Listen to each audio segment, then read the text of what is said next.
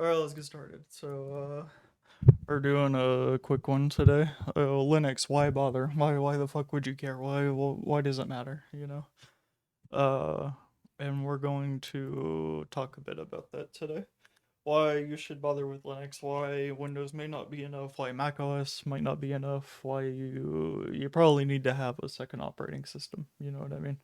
And we got a Gen 2 on my main drive and then like Windows on a other SSD, right? It's great, it's wonderful. But I was installing Windows 11 Education on my laptop today because I was like, oh, I might as well have the latest Windows, why not? So that my laptop still gets updates that aren't just security and BIOS updates, driver updates, that kind of thing. So I installed Windows 11 Education and it came up with all this garbage. It doesn't show up on my desktop, but on my laptop, I got like Copilot. I got all this like random shit pre-installed. Solitaire comes pre-installed again. I was like, damn. But it's been a while since I've installed Windows from from like semi-annual. So because it's proprietary, because of the proprietary nature of it, we have a few problems that come up. The first one being, of course, that you have no control over your operating system. If they want to ship Copilot, it's gonna fucking come with Copilot, which is excellent. It's a free AI. It's awesome. I love it. It doesn't hardly do anything that I want it to, though. So why bother? So yeah, obviously you don't have control. Everybody goes over that ad nauseum. But one thing people don't bring up a lot is that there are bugs, long-standing bugs in Windows that have been around since like Windows 8, well, even before that, even. And having those bugs means that if you are dependent on a single operating system, you're going to have trouble with those bugs and you don't have the option to replace it with something. And the benefit of open source, of course, is that if there is a bug, it can get fixed. So while it does have bugs, these bugs are oftentimes more quickly patched than Microsoft bugs. A quick example being, let's say you're trying to install it and it installs the bootloader in some random location, kind of like Ubuntu does for whatever reason. Well, on Linux it doesn't do that, you know. So that's an easy benefit, right? But not only do you get the control, but you get better eyes on the code. Actually, I want to talk a bit about something real quick. Is before we get going, is I kind of don't like it that the Snap Store has had malware twice and they're only just now getting around to it because Ubuntu is like supposed to be an enterprise distribution. So like if they have no review process for their fucking Snap Store, who cares if it's sandbox? It can run a phishing application you know. So I was surprised that they let it go for that long, and I was also surprised that KDE's global themes are just fucking bash scripts, and those scripts can contain whatever the fuck they want. Like you can have RMRF slash, if it wanted to, and that could be a KDE theme. And somebody found that out recently. I was like, oh yeah, you know, who was going to exploit that? Because I think that the open source community doesn't have enough, like, they're not zero trust. They expect people not to be malicious with their software. So like Discover, it runs a bash script, but it doesn't show you what the bash script is running. So anything could be in there. And that doesn't give you an excuse just because, oh, it's open source, we can see the source code. We see why it is a virus. It's like, well, why the fuck did you allow a virus on your one to why does a KDE theme need to run a bash script, like just any bash script without any sort of security or sandboxing or anything. Maybe to like make it only affect the files it's supposed to affect. And if not, it just spits out an error. And we have too much trust, that people aren't going to be malicious. But as Linux now crawls up to 4% market share, there are bad actors coming in and they're exploiting that trust that people have. Whether it be infecting GitHub projects with malware or the kernel itself with malware from a university, or whether, if it's just like putting shit on Discover or the Snap Store, the repositories, like who's stopping people from producing malware. I mean, Linux is going to become just as bug ridden as, or rather, virus ridden as Windows because people aren't looking at shit. Anyways, enough with that tangent. So, we've got this problem though, right? Where I just installed Windows 11 today and it was like the buggiest experience of my life trying to do it from a Windows machine because I was using Rufus for it so that I could apply all those fucking workarounds. But nowadays, oh my god, even education's almost just as bad as Home or Pro. It's awful. And I kind of don't like that, you know? But Windows also, Rufus did break my flash drive, so I had to order a new one. Because even though I order my flash drives in bulk, I kind of just give them out. You know, if somebody needs files, I'm like, oh, here, have a flash drive with the file in it. Keep the flash drive, you know? So I always have to order more, but they're super cheap now, so I don't care. But, yeah, it broke my flash drive, and then I put in a new one, and that seemed to work a lot better. A lot of my flash drives are really slow right now, so I just need to throw those out. But, yeah, like, if you don't have redundancy, like if you don't have two different operating systems, then you become too reliant on one. And that's one thing that Linux doesn't have as much of a problem with because there are bugs in just Linux in general, but most of the time, different distributions have different issues.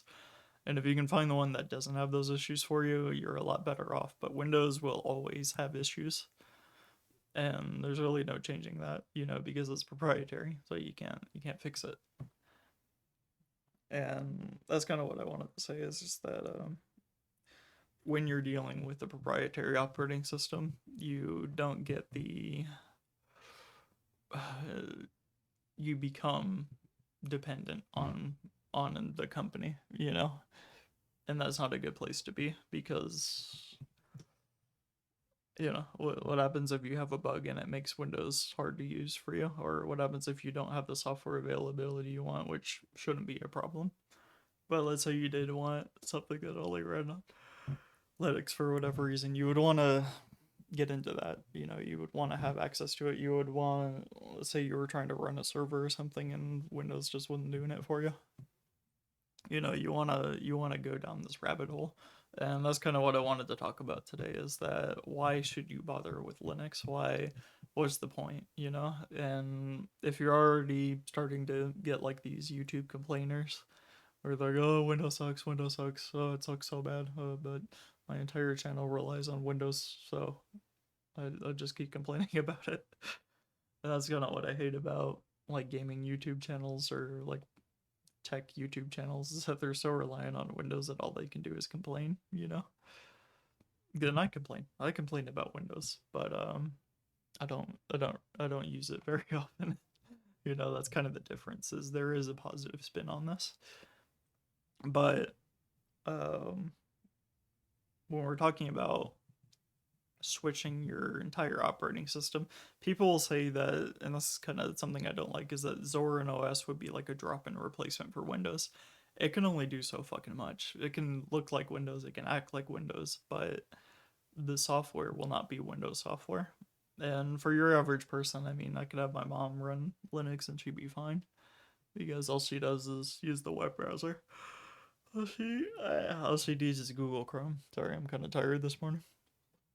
But for like somebody that needs some sort of proprietary software, whether it be Adobe or Microsoft Office, but not the web version because oh they're professional, they gotta have fucking macros and shit, then you know it's gonna become less and less of a drop-in replacement. And even with Wine, even if you can run everything in Wine, it's like I don't like that solution. You know, I'd rather find open source software to replace the software I'm using on Windows. That'd be nice. Even like Foobar 2000, which despite being freeware, it's not open source, you know. So it took him forever. It took him forever to install like you know to get like a dark theme, you know, and that always kind of annoyed me. That with this proprietary software, even if it's freeware, I was still waiting for updates, you know, and a lot of them just never ended up getting them. So I've had to look for alternatives. But when we're so like if you're going down or if you're switching to Linux, right?